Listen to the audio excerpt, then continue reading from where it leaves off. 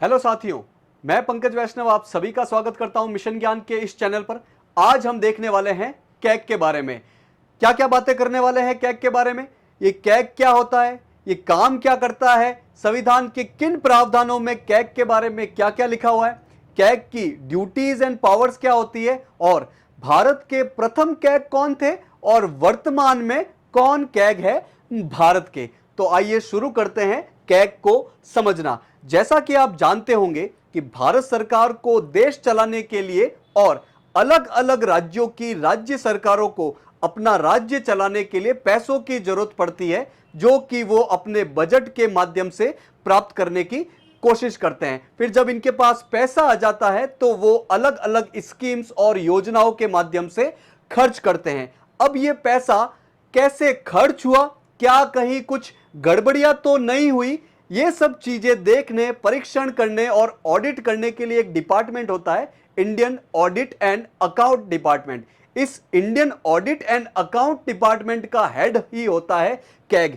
यानी कि कैग एक तरीके से सरकार के खातों की जांच करता है, परीक्षण करता है और एक ऑडिट रिपोर्ट बनाता है। चूंकि सरकार के पास पैसा लोगों के माध्यम से टैक्स द्वारा आया है और कैग इस टैक्स द्वारा प्राप्त किए गए पैसों के खर्चों की जांच करता है, इसीलिए कैग को गार्जियन ऑफ पब्लिक पर्स भी कहा जाता है। और कैग की इस इंपॉर्टेंस को देखते हुए डॉक्टर B.R. अंबेडकर साहब ने कैग को मोस्ट इंपॉर्टेंट ऑफिस भी कहा है। यह कैग एक कॉन्स्टिट्यूशनल बॉडी है, एक संवैधानिक बॉडी है। यानी कि कैग के बारे में कॉन्स्टिट्यूशन में अलग अलग प्रावधानों में स्पष्ट रूप से बताया गया है। कैग के बारे में कॉन्स्टिट्यूशन के भाग 5 में आर्टिकल 148 से 151 के बारे में लिखा गया है। इसके अलावा दूसरी अनुसूची यानी कि संविधान के सेकंड शेड्यूल में कैग के वेतन, भत्ते और पेंशन के बारे में बताया गया है। तीसरी अनुसूची यानी कि थर्ड शेड्यूल में कैग के शपथ के बारे में बताया गया है। और कैग का काम क्या होता है, वही सरकारी खातों का ध्यान रखना और धन व्यय की जांच करना और अल्टीमेटली ऑडिट रिपोर्ट बना के राष्ट्रपति के माध्यम से और गवर्नर के माध्यम से, राज्यपाल के माध्यम से संसद और राज्य की विधानसभाओं के सामने प्रस्तुत करना। इसके नियुक्ति और कार्यकाल की बात की जाए तो नियुक्ति भारत के राष्ट्रपति द्वारा होती है और शपथ भी राष्ट्रपति ही दिलवाते हैं। कार्यकाल की बात की जाए तो इनका कार्यकाल 6 वर्ष का या 65 साल की उम्र तक होता है। इन दोनों में से जो भी पहले हो जाए उसके अकॉर्डिंग हो जाएगा। यानी कि यदि कोई व्यक्ति भारत का कैग 58 साल की उम्र में बनता है तो 6 साल यानी कि 64 साल की उम्र तक वो कैग बना रह सकता है। लेकिन यदि कोई व्यक्ति 62 साल की उम्र में कैग बना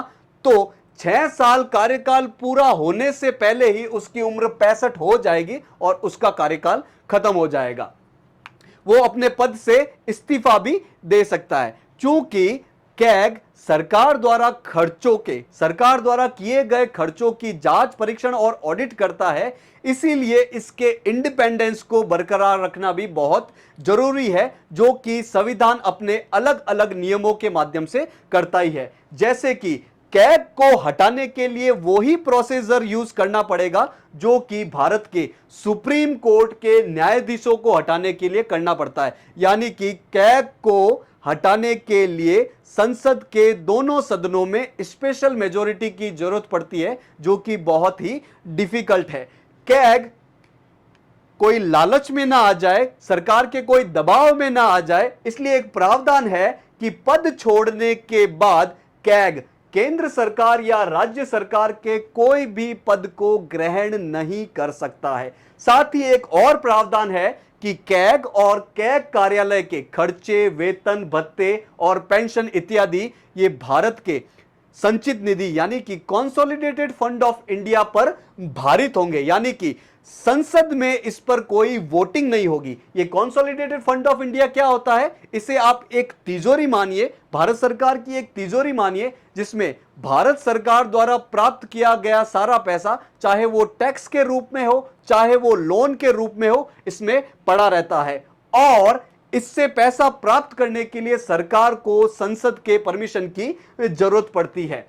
कैग के वेतन और काम की अन्य शर्तें क्या होगी, ये कॉन्स्टिट्यूशन ने बोला है कि वही होगी जो संसद एक कानून के माध्यम से बताएगा। ये कानून क्या है अभी हम बात करेंगे।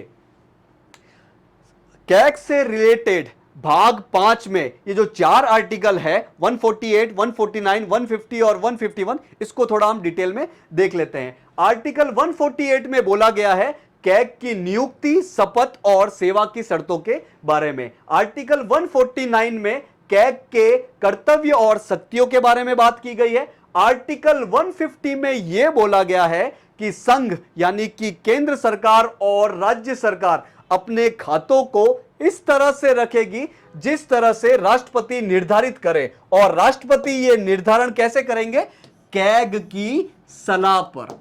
आर्टिकल 150 में यह बोला गया है कि केंद्र सरकार के खातों की ये जो ऑडिट रिपोर्ट है वो कैग बनाएगा।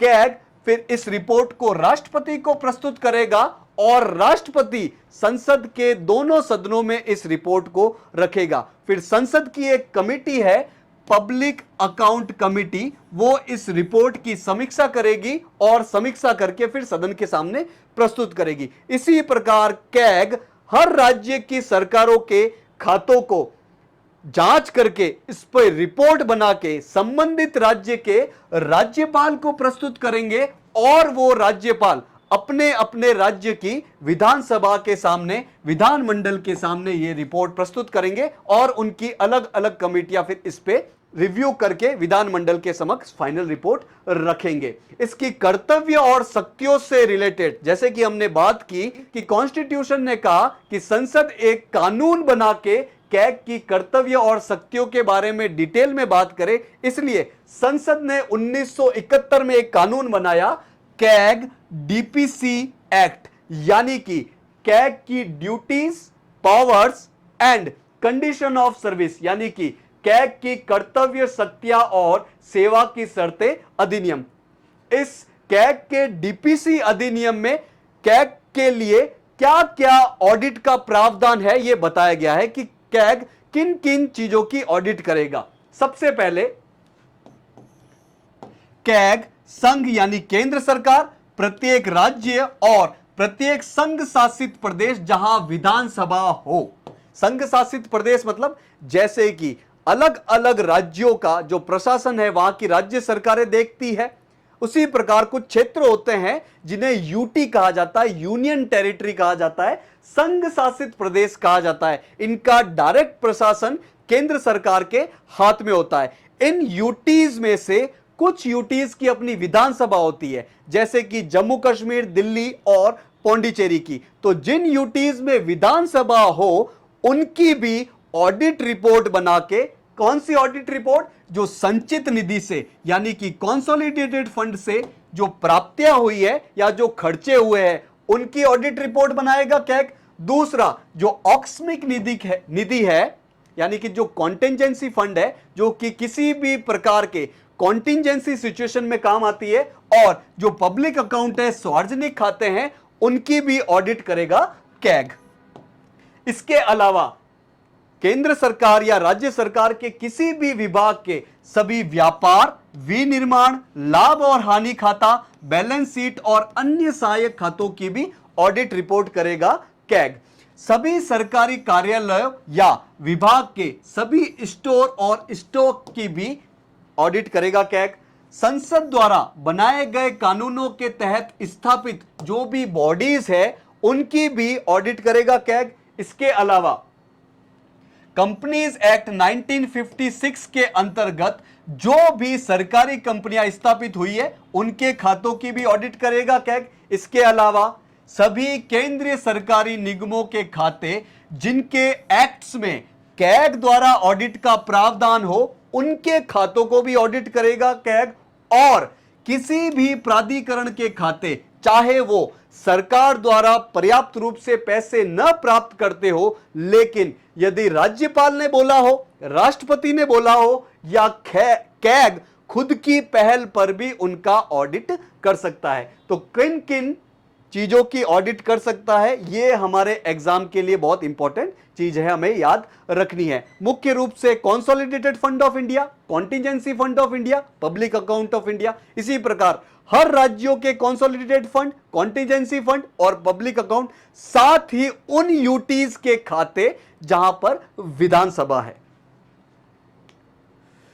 तो मुख्य रूप से कैग केंद्र सरकार की ये ऑडिट रिपोर्ट करके 3 ऑडिट रिपोर्ट राष्ट्रपति को देते हैं। इन 3 ऑडिट रिपोर्ट का नाम हमें पता होना चाहिए। एक तो विनियोग खातों की रिपोर्ट, दूसरी वित्त खातों की रिपोर्ट और तीसरी सार्वजनिक उपक्रमों की रिपोर्ट। तो ये 3 ऑडिट रिपोर्ट कैग बनाता है और राष्ट्रपति को देता है। राष्ट्रपति अब क्या करेंगे? संसद के दोनों सदनों के समक्ष प्रस्तुत करेंगे। अब संसद की एक इंपॉर्टेंट कमिटी है जिसका नाम है पब्लिक अकाउंट कमिटी, यानी कि लोक लेखा समिति। अब ये लोक लेखा समिति, पब्लिक अकाउंट कमिटी, इस रिपोर्ट पर समीक्षा करेगी, इस पे और फाइनल रिपोर्ट बनाएगी और अंत में वापस संसद के सामने प्रस्तुत करेगी। कैग को इस पब्लिक अकाउंट कमेटी का मित्र और मार्गदर्शक भी कहा जाता है। तो यदि एग्जाम में क्वेश्चन आए कि किस संवैधानिक बॉडी को पब्लिक अकाउंट कमेटी का मित्र और मार्गदर्शक कहा जाता है, तो जवाब होगा कैग। इंपॉर्टेंट बात याद रखने लायक यह है कि भारतीय रिजर्व बैंक, जो कि भारत का सेंट्रल बैंक है, यानी कि आरबीआई, उसका ऑडिट नहीं करता है ये कैग। ये मोस्ट इंपॉर्टेंट चीज है, याद रखने लायक। अंत में हम देख लेते हैं कि भारत के प्रथम कैग कौन थे। भारत के प्रथम कैग, स्वतंत्र भारत के प्रथम कैग वी नरहरि राव थे, जो कि 1948 में बने थे। और वर्तमान कैग कौन है? वर्तमान कैग गिरीश चंद्र मुर्मू है। ये भारत के 14th कैग है और 2020 में ये बने थे। तो ये सारी बात थी कैग से रिलेटेड। आशा है कि आज की क्लास आपको समझ में आई होगी। मिशन ज्ञान से जुड़ने के लिए आप सभी लोगों का बहुत बहुत धन्यवाद।